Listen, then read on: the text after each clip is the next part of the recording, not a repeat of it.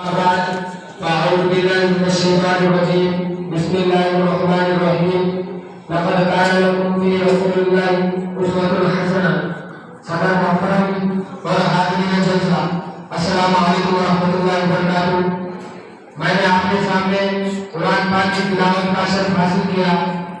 इसी की रोशनी में चंद बातें अर्ज करना चाहता हूँ।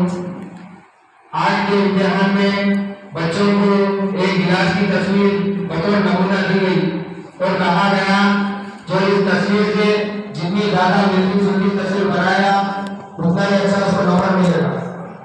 तो एक तालिब इल्म ने सोचा गिलास तो बहुत मामूली तस्वीर है, लाओ एक कार की तस्वीर बना दी। चुनांचे उसने एक खूबसूरत सी कार बना दी। जब नतीजा आया तो कार की तस्वीर बनाने वाला बच्चा फेल था, क्योंकि उसने गिलास की तस्वीर नहीं बनाई। इसी तरह अल्लाह का फरमान हम मुसलमानों के लिए है कि मुसलमानों तुम्हारी जिंदगी गुजारने का बेहतरीन नमूना रसूल अकरम सल्लल्लाहु अलैहि वसल्लम की सीरत है। अपने 24 घंटे की जिंदगी में अपना खाना पीना सोना जागना उठना बैठना अपनी तिजारत वगैरह सब रसूलुल्लाह सल्लल्लाहु अलैहि वसल्लम की तरीके पर ले आओ तो तुम दुनिया और आखिरत में कामयाब हो जाओगे। अगर तुम्हारा अमल रसूलुल्लाह सल्लल्लाहु अलैहि वसल्लम के तरीके के खिलाफ रहा तो तुम नाकाम हो जाओगे, चाहे तुम्हें दुनिया भर की बादशाहत क्यों न मिल जाए। आज हम मुसलमान रसूलुल्लाह सल्लल्लाहु अलैहि वसल्लम की सुन्नतों पर बहुत कम अमल कर रहे हैं। इसी वजह से हम हर जगह जलील और परेशान हैं।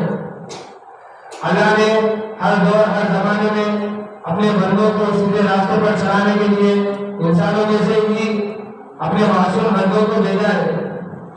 इन्होंने बताया अल्लाह की मर्जी की बातों पर है और अल्लाह की बातों से नाराज होता है, और इन्होंने अच्छी बातों की तालीम दी और बुरी बातों से रोका।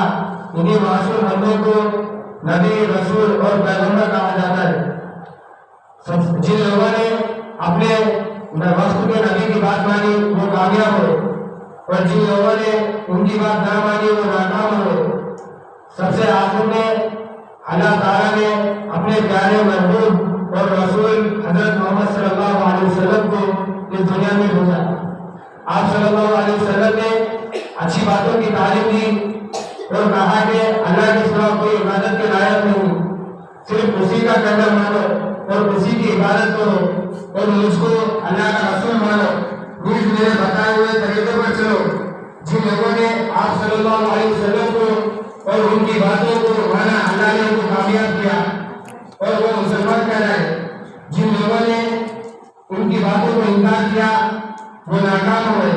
अल्लाह का शुक्र है कि हम हुजूर सल्लल्लाहु अलैहि वसल्लम को मानते हैं, हम आप सल्लल्लाहु अलैहि वसल्लम के हिदायत तरीके को दिल से मानते हैं।